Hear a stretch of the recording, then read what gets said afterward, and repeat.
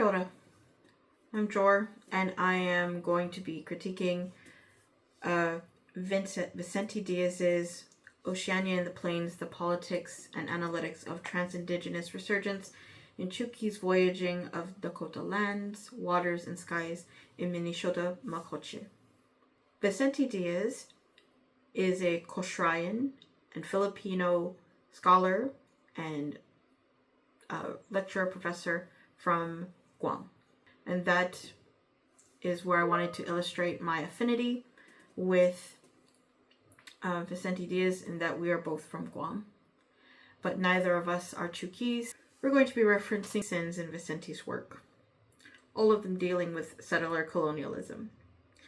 And the first one is the structure of this particular text. The summary that I have essentially gotten from Vicente Diaz's work is those folks from Romanum have migrated all the way to Minnesota, Milan specifically, inside Minnesota. They find themselves as Pacific Islanders indigenous to Chuuk, all the way over in Anishinaabe Dakota lands. And so there is a similarity in how the traditions of navigating waterways from Micronesia's perspective, it will be seafaring traditions, navigating with their canoes. And with the Anishinaabe and Dakota peoples, it will be using their canoes to navigate the lakes and rivers and even the skyways, using their respective cosmology to understand and utilize the land. In addition to this framework, he is using what he calls traditional ecological knowledge, which is understanding the environment and using it as indigenous, from the indigenous framework and perspective, to exist and thrive. In this case, he's going to use it, or he's referencing it a lot in canoe building and in navigation through those waterways, among other practices. With that extension comes the acknowledgement of the sin. We don't want, as Micronesian people, to be coming over and superimposing our beliefs on this land. Exchange, appreciation, integration, where we're using a trans-indigenous framework. We know who we are, we know of our identity, and we are requesting, we are seeking permission for some of that traditional ecological knowledge, so that we can continue to also express our cultural identity through our customs and our practices, without trying to be settler colonizers ourselves. Instead, working with the people of the land in which we are guests to, again, practice what we know, share what we know, and receive with graciousness and with the understanding of the sacred, to continue as we are, and learning their ways so that we can continue to exist with transgressing against the local traditional customs of that land. We are also introduced to the Pole, the master navigator who has come from Pulawat in Micronesia, Mario Benito.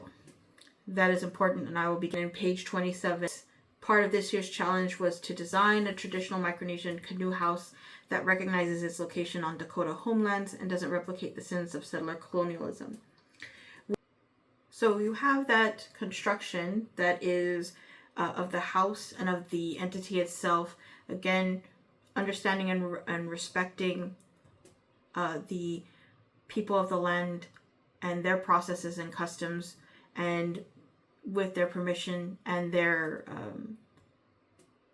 generosity, building something that you can exist on as a guest on these lands, and still express, again, your own identity and customs. But on page 29, Diaz also discusses that in this final section, I build on the idea illustrated in the previous two sections of the need to stake specificity on technical or instrumental, as well as on cultural and geographic grounding, so as not to aid and abet the sins of settler colonialism and larger forms of colonial discourse that operate through their own forms of disavowing specificity. And here's where I impose my judgment based on that statement from Diaz.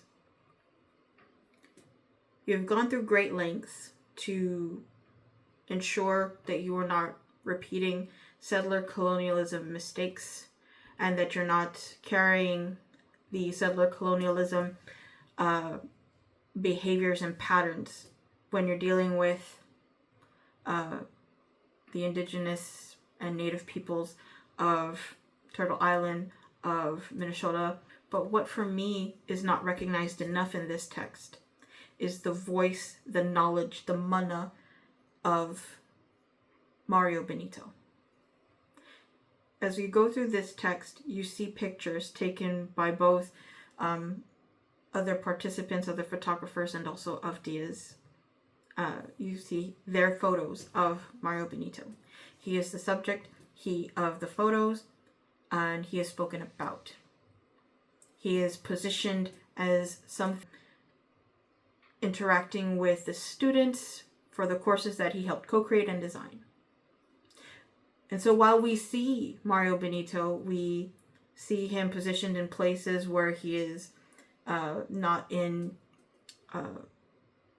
Satawal, Pulowat, or Chuk, or in anywhere in the Micronesian area. We don't hear him. We don't hear his knowledge.